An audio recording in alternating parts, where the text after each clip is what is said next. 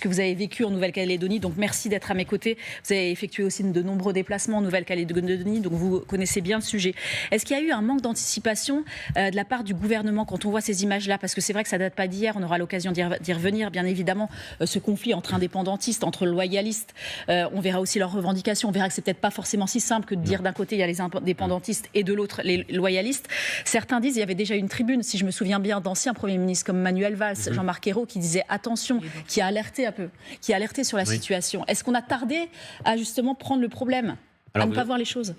C'est très difficile de porter des jugements à chaud. Moi, je veux d'abord profiter de votre invitation pour adresser mes pensées à tous les Calédoniens, parce que qu'ils soient concernés directement ou indirectement, la Nouvelle-Calédonie est en feu et les cœurs pleurent.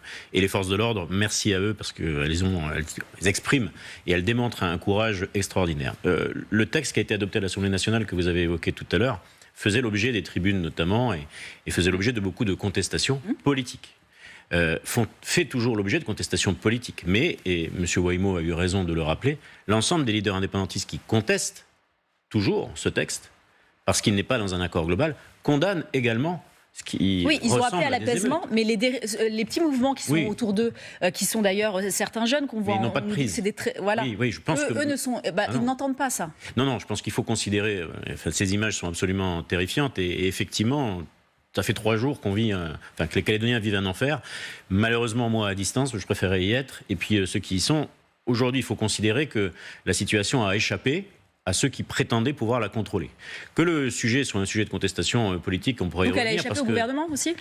Je pense qu'en tout cas, tout le monde a été surpris. Ça inclut le gouvernement, ça inclut les autorités civiles, militaires, économiques et politiques. Tout le monde a été surpris par la brutalité en une nuit. La première nuit, c'était une quarantaine de magasins de commerce et d'industrie. C'était déjà plusieurs centaines. Là, on est à 2000 salariés qui ont perdu leur emploi, des dizaines de chefs d'entreprise. On en a plutôt plus d'une centaine qui ont tout perdu en une nuit. Donc en 2 jours,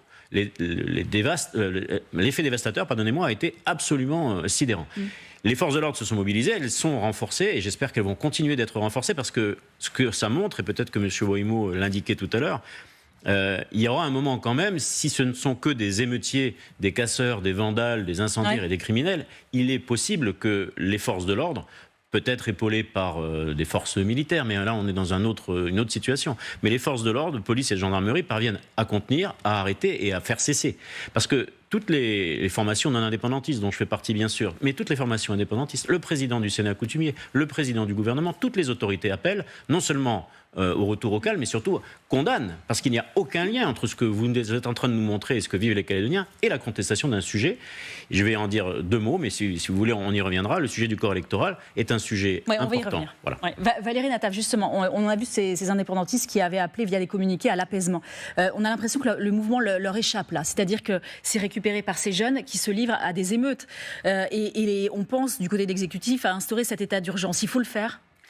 Alors, vous me posez là une question difficile. Je pense qu'il faut que l'ordre revienne. Il ne peut rien se construire sur ces images et ces exactions et ces morts. Il y a eu 2 morts. Les événements dont on parle toujours quand on parle de la Nouvelle-Calédonie dans les années 80, il y a eu plus de 80 morts. Là, on est à 2 morts. C'est donc un territoire dont l'histoire est ancrée d'une certaine manière dans la violence. C'est un territoire qui appartient à la France depuis 175 ans, 174 exactement, depuis 1853.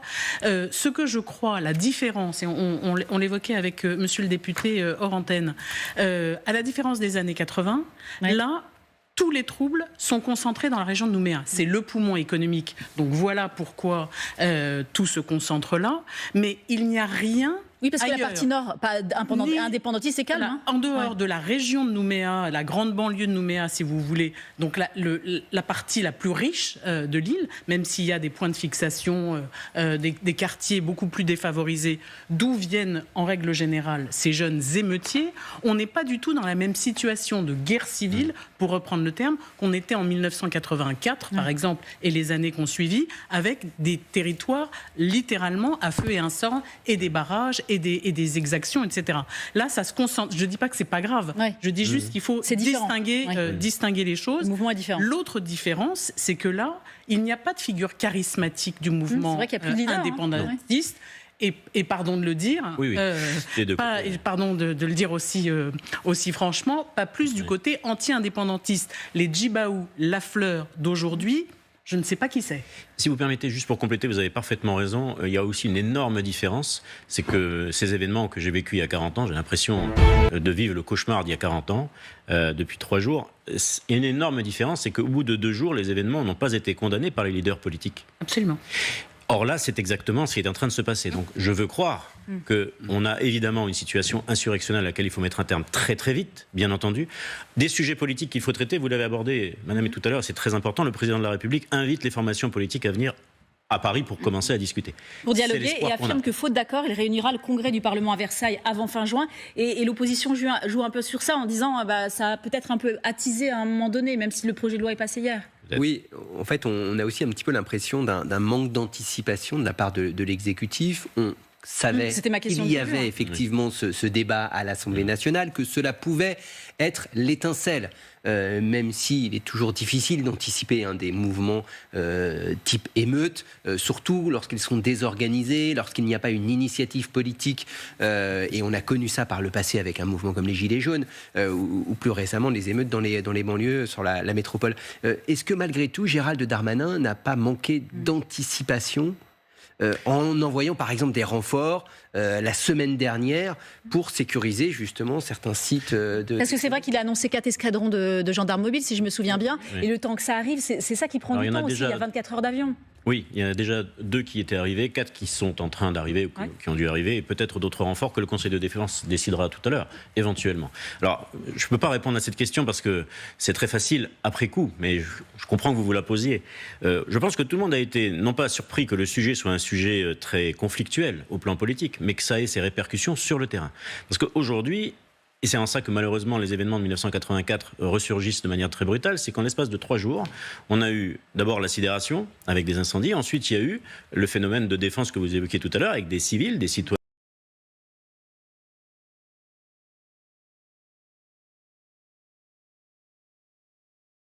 Ils s'exposent pour défendre leurs familles, leurs habitations, leurs entreprises. Des groupes d'autodéfense. Et avec, parce qu'il est probable qu'une de ces personnes qui est décédée dans la nuit ait été aussi l'objet d'un tir par un autre civil. Donc évidemment, quand des civils tuent des civils, oui, ça commence à ressembler beaucoup à une guerre civile. Et c'est pour ça qu'il est très, très, très important qu'on fasse 2 choses.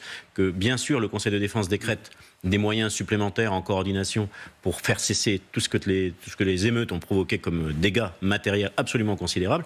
Et que politiquement, et c'est au moins aussi important, à l'invitation du président de la République, même si on peut considérer qu'elle est toujours tardive, au moins elle existe, même s'il y a une perspective du Congrès de Versailles. Ce que j'ai dit hier au moment du vote final sur le projet de loi constitutionnelle, c'est que à partir de la minute qui a suivi ce vote, ce texte s'est arrêté. Il a été suspendu par la décision du président de la République pour donner la chance justement à des négociations qui, j'en dis une minute, sur ce sujet-là, l'année dernière, sur le sujet du corps électoral, entre formations indépendantistes et non indépendantistes, faisaient partie d'un accord global. Il y avait des préludes d'un accord quasiment similaire au texte qu'on vient d'examiner, mais parce qu'il était dans un accord global. Le président demande de trouver un accord qui dépasse le seul sujet du gel. Exactement. C'est pour ça que je parle d'accord global. Ça ne peut pas, il ne pourra pas y avoir d'accord sur un seul sujet. L'accord, il portera sur le corps électoral, qui est une obligation juridique pour plein de raisons, qui d'ailleurs n'est pas complètement refondu, il est simplement aménagé. Mais il y a aussi des sujets comme les modalités du droit à l'autodétermination, par exemple, qui est une revendication des indépendantistes qui vont vouloir intégrer dans le corps électoral, dans l'accord global. Pardon. Mais là, on va devoir le laisser de côté pour l'instant, ce texte, Valérie. Alors, la question s'est posée au gouvernement, d'après les informations que j'ai, hier matin, de savoir s'il fallait ou pas débattre de ce sujet à l'Assemblée nationale. Peut-être eût-il fallu le faire. Une fois de plus, je ne suis pas là pour donner des conseils. Chacun agit en conscience. Moi, ce que je voudrais dire, c'est que ce qu'on voit là, c'est quand même l'échec d'une politique qui pourtant avait prouvé qu'elle pouvait avancer depuis les accords de Matignon, puis les accords de Nouméa, qui étaient là pour promouvoir un destin commun. Ce destin commun, de toute évidence, ne satisfait pas toute une partie, certes minoritaire, mais toute une partie de la jeunesse pour qui le compte n'y est pas, qui s'est radicalisé. On a parlé d'ingérence étrangère, vous y reviendrez sans doute. Oui, y revenir dans un instant. Mais c'est surtout qu'il y a une partie de ces jeunes qui descendent des provinces pour venir s'installer à Nouméa, pour y trouver un emploi, une formation, etc., et qui ne trouvent pas leur place. Et je jette la pierre à personne. Il se trouve que ça fait 40 ans que le destin et les inégalités, le destin commun ne trouve pas sa place dans des inégalités qui n'ont pas disparu. Elles ne peuvent pas disparaître d'un coup de baguette magique. Mais ça fait, oui, mais ça fait 40 ans. Ça fait 40 ans qu'on promeut une forme de rééquilibrage sur ce territoire. Un mot là-dessus, parce que, pardon, alors, si vous permettez. J'aimerais qu'on entende aussi Général Chevance. Est-ce qu'il faut instaurer l'état d'urgence là ? Est-ce que c'est l'état d'urgence qui permet aux militaires d'intervenir ? Ça aussi, c'est toutes mes questions que je vous pose et qui me viennent à l'esprit. Ou est-ce qu'on se dit aussi, ça peut engendrer aussi une escalade ? Parce que certains vont dire, attention, privation de liberté. On se rappelle ce que cet état d'urgence a pu donner parfois au moment du Covid, notamment chez nous. Mais est-ce qu'il faut l'instaurer ? Là, est-ce que vous vous dites ça peut ramener le retour au calme ? Je dirais que ça peut permettre aux forces de sécurité de retrouver un peu de liberté de manœuvre. Aujourd'hui, qu'est-ce qu'on a sur le territoire ? On a en gros, j'ai regardé, il y a environ 800 à 900 gendarmes, plus renforcés avec 4 escadrons mobiles. Ça fait pas beaucoup. Les militaires sont 1600, civils confondus, donc il y a une force de manœuvre. Donc ça, c'est important. Je disais qu'il y avait aussi 1500 militaires français installés en Nouvelle-Calédonie. Oui, tout à fait. Il y a des compagnies qui séjournent, voilà. Mais il ne faut pas oublier qu'il y a aussi tout ce qui est administration, logistique et autres. Donc vous avez une force de manœuvre. Donc quand on parle d'état d'urgence, qu'est-ce que vont pouvoir apporter les militaires ? C'est apporter en force de 3e catégorie, pas des forces de police ni de maintien de l'ordre, mais assurer peut-être des gardes qui vont dégager... C'est-à-dire garder par exemple les mairies ou les commerces qui ont été pour dégager finalement le personnel chargé de le maintien de l'ordre, soit des gendarmes ou des policiers, pour qu'ils aient plus de liberté de manœuvre et d'effectifs. C'est pas beaucoup d'effectifs quand même quand on regarde bien. Donc maintenant ça c'est l'aspect, je dirais, sécuritaire. Maintenant en termes d'image, oui, mais enfin bon, personnellement, je crois que les armées ont un rôle aussi dans la protection du territoire intérieur et que quand on est en phase d'insurrection, comme c'est le cas aujourd'hui, même si je ne pense pas qu'on peut parler d'insurrection au sens, je dirais... moi, j'ai l'impression que quand vous parlez des jeunes, que c'est beaucoup de jeunes désœuvrés et autres qui ont trouvé une opportunité, comme on a dans nos banlieues, de faire du pillage et autres. Voilà, c'est l'impression que j'ai. Parce que ce que vous dites là, effectivement, c'est que toutes les autorités légitimes sont là, elles ont dit ce qu'il fallait dire, mais elles n'ont plus d'autorité sur ces jeunes. Donc finalement, on a peut-être plus un problème de jeunesse, comme vous l'avez évoqué d'ailleurs, Valérie, un problème de jeunesse plutôt qu'un problème politique. Maintenant, c'est une opportunité mauvaise pour certains d'agir. Alors maintenant, les militaires pourront faire quelque chose certainement, mais après, vous aurez aussi le dernier aspect, quelles sont les règles d'engagement qui leur sont accordées ? Parce qu'en 1986, quand même, il y a eu quelques soucis. C'était vraiment de l'insurrection. Donc, je pense que le gouvernement, du point de vue politique, va regarder très précisément ce qu'on peut laisser faire ou non aux militaires, sachant que les militaires, par définition, ne sont qu'en état de légitime défense quand ils doivent agir. Voilà. Mais ils seront en force de 3e catégorie, protéger les lieux sensibles, permettre peut-être aux commissaires de travailler correctement, comme ça a été le cas en 1986, puisqu'on avait détaché une compagnie d'infanterie de marine pour protéger le haut-commissaire, il ne faut pas l'oublier. Voilà. Donc, on a un rôle complémentaire et effectivement l'image sera forte et il faudra effectivement qu'il n'y ait pas d'incident particulier concernant les militaires. Voilà. Merci d'être avec nous, Bastien Van den Dijk. Vous êtes analyste en relations internationales, spécialiste de la Nouvelle-Calédonie. On voulait parler avec vous aussi des ingérences étrangères. Certains acteurs, certains pays tentent de souffler sur les braises. Notamment, on a vu que parmi ces opposants à la réforme, justement cette réforme d'élargissement du corpus électoral, il y avait des drapeaux qui avaient fleuri, comme au premier plan ce drapeau azéri. Il y a eu aussi ces inscriptions écrites à l'intention de Vladimir Poutine, notamment. On a vu le drapeau russe également flotter au sein de ses opposants à la réforme. Qu'est-ce que vous vous dites ? Qu'ils n'ont pas attendu, voilà, on le voit. Bienvenue à Poutine. C'est ce qu'on dit aussi en Nouvelle-Calédonie. Ces mouvements indépendantistes, ils n'ont pas attendu ni la Russie ni l'Azerbaïdjan, mais néanmoins, quel rôle peuvent jouer ces deux pays ? Pour l'Azerbaïdjan, je rappelle que c'est aussi peut-être un moyen de jouer sur les deux tableaux, parce que l'Azerbaïdjan soutient l'Ukraine, mais à la fois, visiblement, et certains le disent, le bras armé de Moscou dans certains domaines. Bonsoir à vous.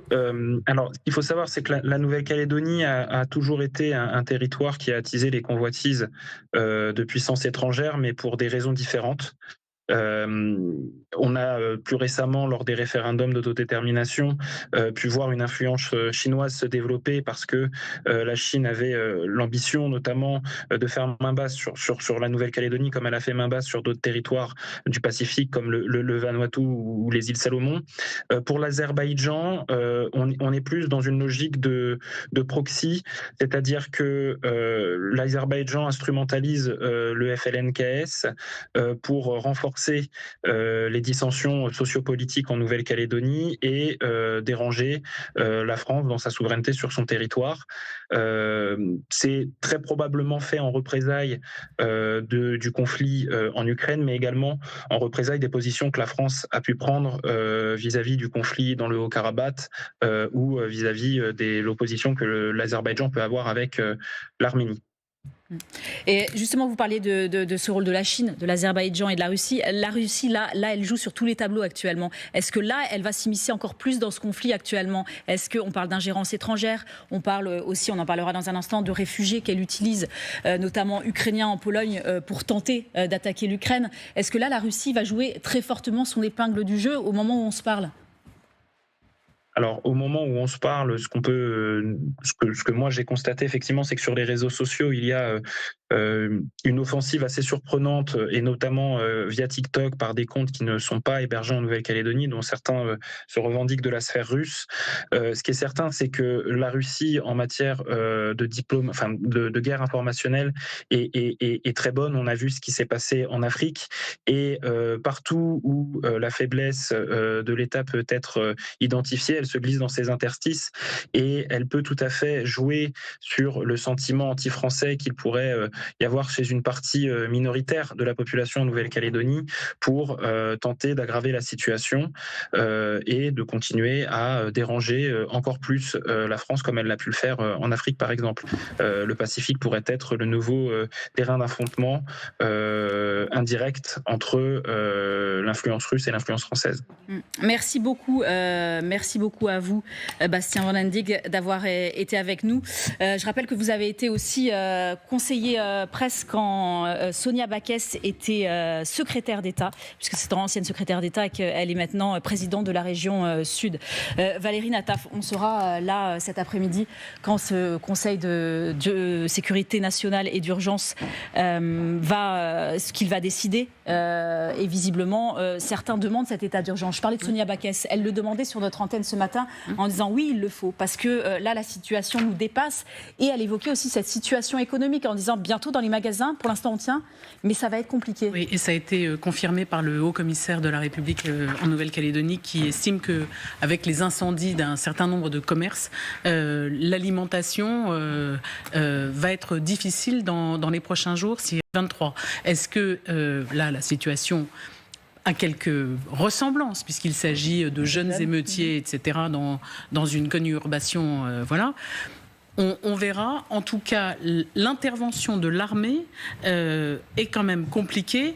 Je pense aussi à l'envoi du GIGN. Il y a eu 2 fois le GIGN présent en Nouvelle-Calédonie. Une fois, ils ont tué Éloi Machoro, leader indépendantiste en 1984. Et une autre fois, c'était pendant l'assaut sur la grotte d'Ouvéa. Donc, chaque recours à une armée, à une arme, à un corps, est connoté en Nouvelle-Calédonie parce qu'il y a une longue histoire de troubles et de violences. Merci beaucoup, on suivra ça bien évidemment. Ce Conseil de sécurité et de défense nationale est toujours en cours.